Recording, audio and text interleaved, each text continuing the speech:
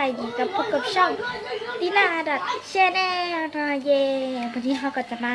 ทับคำท้าเนาะจากคนในIGเนาะโอเคเขาก็ไปเบิ่งกันเลยเนาะอันนี้ก็ทำอันนี้เราส่งมาเนาะ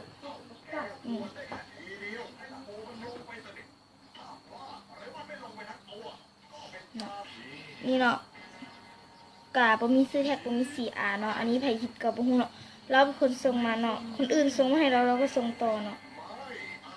เราบอกให้ลง YouTube เนาะโอเคก็จะลงให้มีคำถามทั้งหมด3ข้อเราสามารถท้าต่อได้เนาะโอเคเท่ากับเบิ่งข้อที่1กันเลยเนาะข้อที่1เนาะเจ้าจงบอกซื้อสกุชี่แต่ละอันโอเค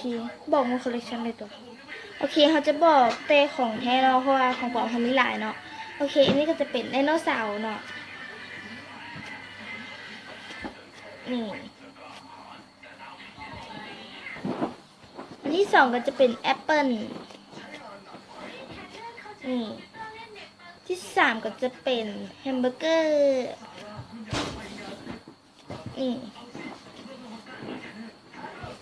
อันนี้ก็จะเป็นเค้กโรลแท็ก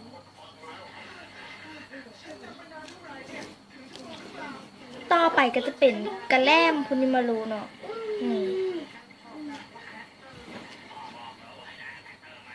ต่อไปก็จะเป็นมาการองคาเฟ่ดีเอ็นเนาะ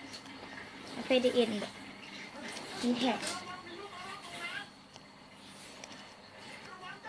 ซุปเปอร์จัมโบ้เค้กคิบุเนาะแบบชิ้นมันก็ใหญ่นี่เนาะ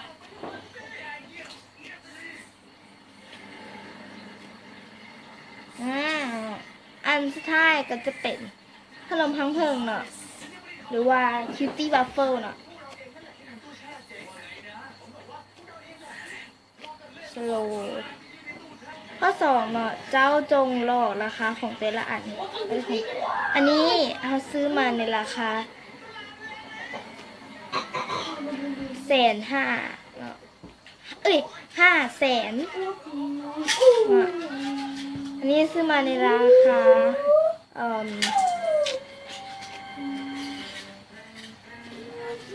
2 ล้านเนาะอันนี้เขาซื้อมาในราคา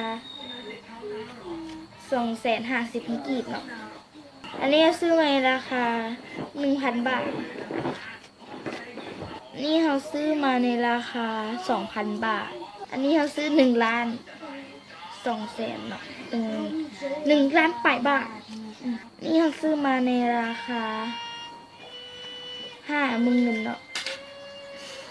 โอเคตอนนี้ก็ตลกอีกนึงไปดูข้อที่3กันเลยข้อ3เนาะข้อสุดท้าย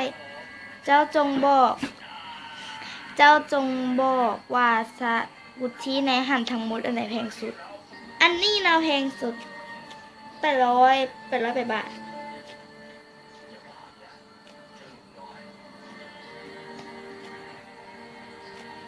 นี่การสำหรับวันนี้เขาก็ขอลาไปก่อนเนาะโอเคเขาขอท่าต่อช่องนี้เนาะนี่ได้ตกนี่ช่องนี้เลยมิวชาแนลเนาะกระหับเด้อสามารถท่าต่อได้เนาะช่องนี้เลยมิวชาแนลเนาะเป็นมูให้เองแล้ว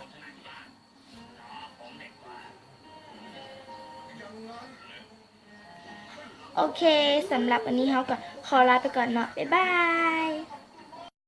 อย่าลืมกดปุ่มติดตามตรงนี้และกดปุ่มกระดิ่งเพื่อที่จะไม่พลาดคลิปต่างๆ